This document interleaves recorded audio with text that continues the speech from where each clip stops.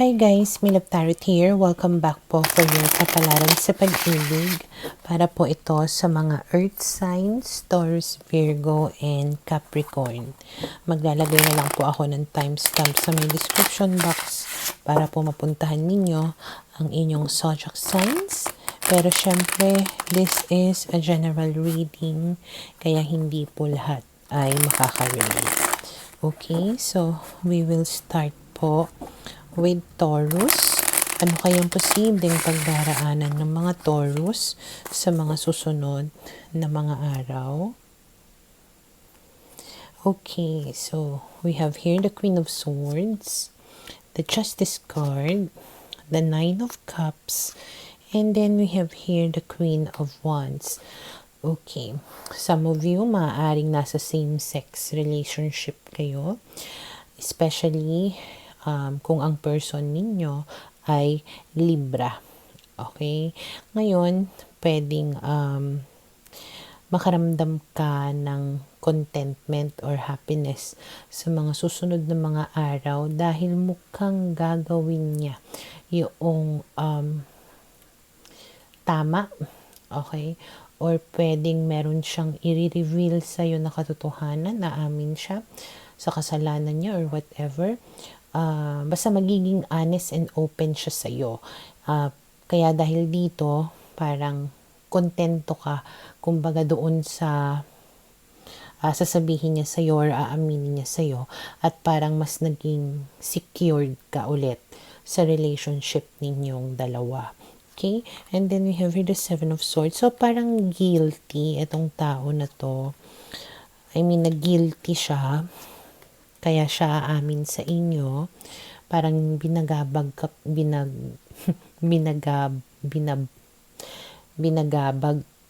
basta ganun. Okay, basta na-stress siya, nabagabag ang kanyang isipan, at kaya hindi siya mapakali, kaya aamin siya sa'yo.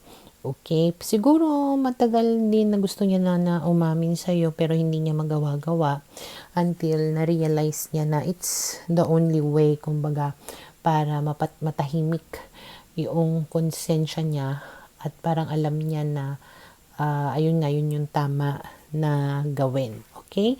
And then we have here the Seven of Cups, the Four of Cups, and the Six of Coins. So, as I was saying, so, talagang matagal na talaga na gusto niya na aminin ito sa'yo. Hindi niya lang magawa-gawa. Pero dumating nga sa point na, especially kung naghiwalay kayo nitong tao na ito, parang na-miss ka niya, naiisip ka niya, hindi siya mapakalinga. Kaya tipong inamin niya na sa'yo, and parang gusto niya na ibigay sa'yo kung ano yung nararapat. Okay? And then we have here the Moon, and we have here the King of Coins. Pero somehow medyo naguguluhan ka pa rin dito. Though makakaramdam ka ng contentment or happiness doon sa pag-amin niya sa'yo or paggawa niya ng tama, you will still reach a point kung saan questionin mo yung commitment niya sa'yo or kung handa ba siyang mag-commit sa iyo. Parang medyo malabo pa kung meron ba talagang patutunguhan yung relationship ninyo. So, pwedeng boyfriend-girlfriend nga kayo or girlfriend-girlfriend, boyfriend-boyfriend. So, pwedeng magkarelasyon nga kayo pero hindi ka sure kung magiging mag-asawa ba kayo, kung may future ba kayo, kung handa na ba nga siya to settle down with you. Okay? And then we have here the Two of Wands. So, ang parang iniisip mo is what will happen between the two of you in the future, or kung meron man magiging future between the two of you. So, kumbaga, hindi mo na pinoblema yung past ninyo. Parang hindi mo pinoproblema yung present ninyo. Ang pinoproblema mo na is yung future ninyo. Okay? So, for now, ito yung nakikita ko na posibleng mangyari sa mga Taurus.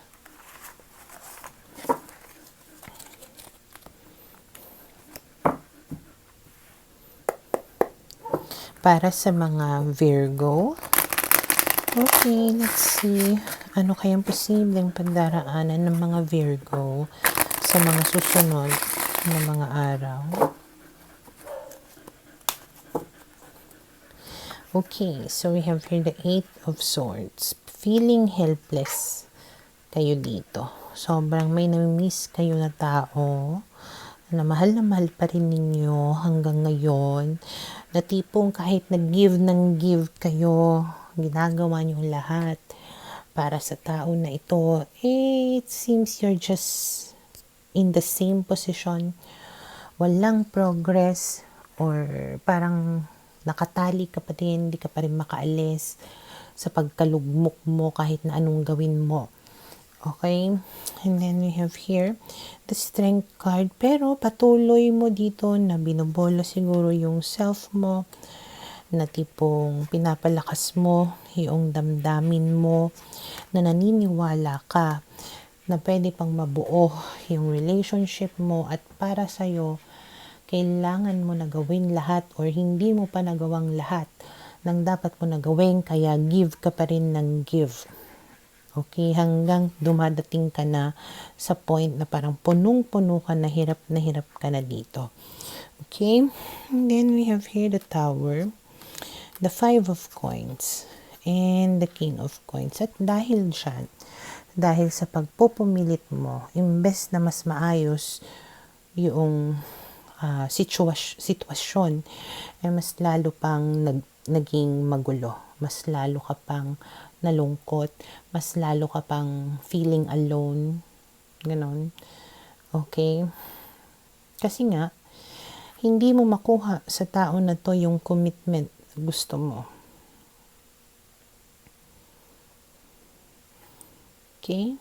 Distraction. So, pwedeng dinidestroy mo rin lang yung sarili mo or yung mas pinapalala mo lang yung sitwasyon dahil doon sa pagpupumilit mo.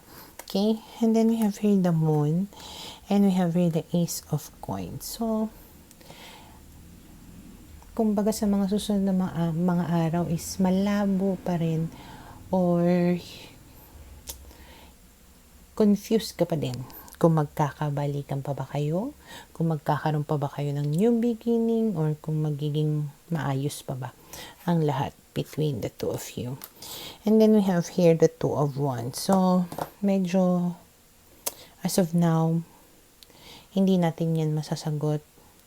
Maybe in the future, Two of Wands, maybe there's better things to come. But right now, siguro the best way for you to do is wag mong pilitin. Parang only time can tell. Na tipong wala kang magagawa kahit anong gawin mo. Hayaan mo lang muna yung panahon. Siguro may mga bagay lang na kailangan mo nang maisaayos or maghilom bago maging okay ang lahat. Okay? So for now, ito yung nakikita ko na posibleng mangyari sa mga Virgo.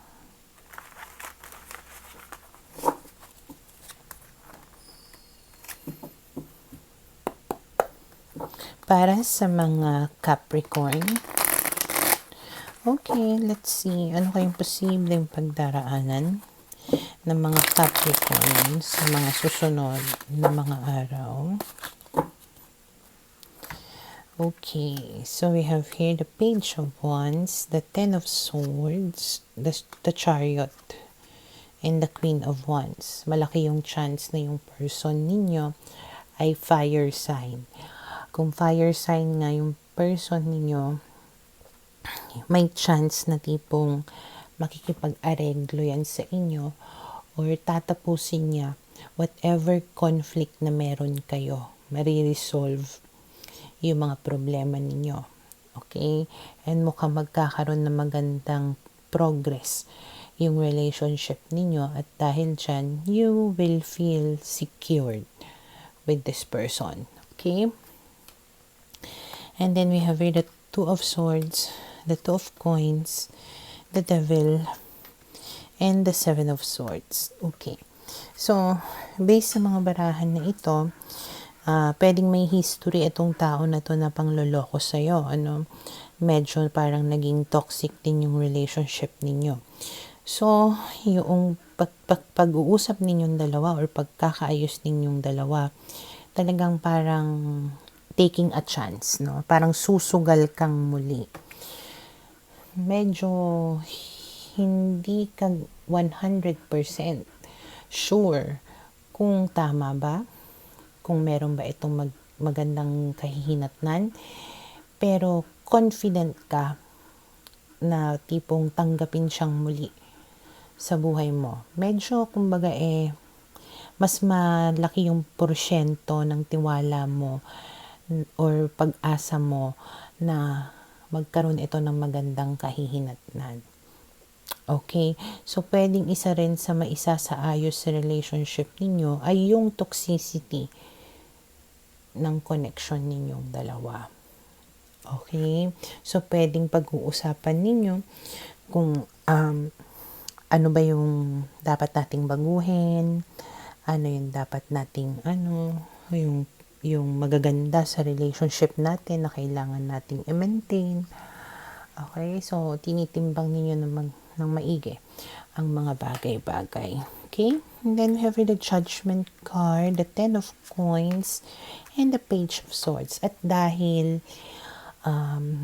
or kung gagamitin ninyo yung better judgment ninyong dalawa, kung pag-iisipan ninyo talaga na maigi at hindi kayo pangungunahan ng inyong emosyon, pwede na magkaroon kayo ng matiwasay or masaya, secured nga na relationship with each other, as long as you keep on learning or getting to know each other more or how to interact with each other. Okay, parang it's a learning process na na parang may bago kayo na nalalaman sa isa't isa, may mga bagay kayong ina-adjust para sa isa't isa para mapaganda yung samahan ninyong dalawa.